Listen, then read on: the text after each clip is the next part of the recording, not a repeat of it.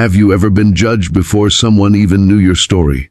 The camera zooms in on a young waitress balancing trays with trembling hands. The clinking of glasses echoes as laughter bursts from a table of wealthy businessmen. One of them, impeccably dressed, arrogant, and confident, leans back and smirks. In flawless French, he mutters something cruel he assumes no one around him understands. But then the waitress turns, looks him dead in the eye, and responds in the same language, with words that freeze every sound in the restaurant. The evening shift at Le Papillon Bleu, a high-end restaurant in Paris, was always a whirlwind. For Elena, a 26-year-old waitress with tired eyes but an unbreakable smile, it was another night of rushing orders, managing impatient guests, and pretending not to feel invisible. She wasn't from Paris. She was from a small village in Romania. After her mother's illness, she'd left behind her dreams of studying linguistics and came here to earn enough money to send home. Her accent, though soft, sometimes drew condescending glances. Still, she worked quietly, moving gracefully through the crowd of suits and silk dresses. That night, a group of businessmen entered, loud, confident, and smelling of money and expensive cigars. At their center sat Adrien Morel, the billionaire CEO of a global tech empire. The restaurant practically bent around his presence. Waiters rushed, managers whispered. Everyone knew him. The youngest self-made billionaire in France, famous for his genius and his arrogance. When Elena approached their table, she could already feel the tension. Adrien looked her over, not with interest, but amusement. "Bonsoir, messieurs," she said warmly. "Would you like to hear tonight's specials?" Adrien smirked at his friends, then muttered under his breath in French, "Côté son accent qu'est charmant, mais elle en Espagne riment pas terminer à l'école. La pauvre.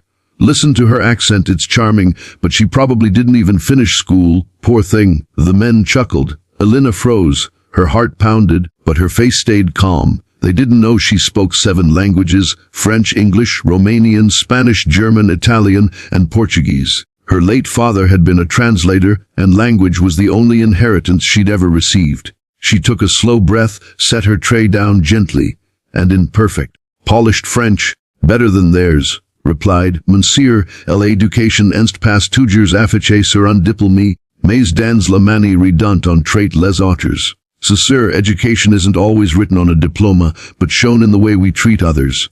The table went silent. Adrien blinked, his smirk fading into shock.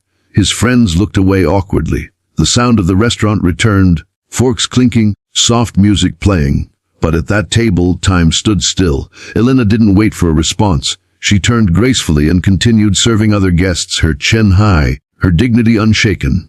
For the rest of the night, Adrien couldn't focus. He kept watching her, not out of anger, but confusion.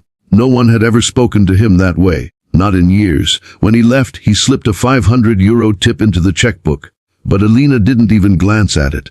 For her, respect was worth more than money. What she said changed his life forever, and maybe it'll change yours too.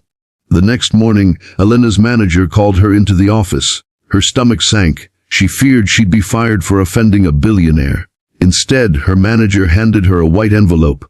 Inside was a handwritten note. "To the waitress who reminded me what intelligence truly looks like, I owe you an apology. Lunch my treat, Adrien Morel." Elena hesitated. Every instinct told her to ignore it. But something deeper, curiosity, maybe fate, made her accept. The next day, they met at a quiet cafe overlooking the sign. Adrien arrived not in his usual tailored suit, but in a simple sweater. He looked human for once, nervous even. "I'm sorry," he began softly. "I shouldn't have said that. I've spent so long surrounded by people who only value power and money. I forgot what real grace looks like." Elena smiled faintly. "It's not about grace, Monsieur Morel. It's about respect. We all have stories. You just didn't ask for mine." "Over coffee," he did ask. She told him about her mother's illness, her father's passion for languages, her dreams of becoming a translator. He listened, truly listened, for the first time in years. Something shifted that day. Adrien offered her a position at his company's translation department. Not as charity, but because he recognized her talent. Months passed. Elena thrived. She eventually became head of the company's international communications, traveling, translating, and inspiring others. Adrien changed too. He began funding programs for underprivileged youth to learn languages and communication skills. One evening, years later, at a charity gala, Adrian took the stage. Cameras flashed. His voice trembled slightly as he said, "A few years ago, I mocked someone for her accent. I thought I was educated because I had money. But she taught me that true intelligence speaks through empathy and humility. That moment changed my life." He glanced toward the audience, where Elena stood, proud and smiling. And as the applause filled the hall, he whispered, "Mercy. Sometimes life brings people into our path not to hurt us, but to teach us.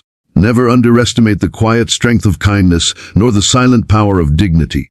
Because the moment you choose respect over pride, you don't just change someone else's story, you rewrite your own."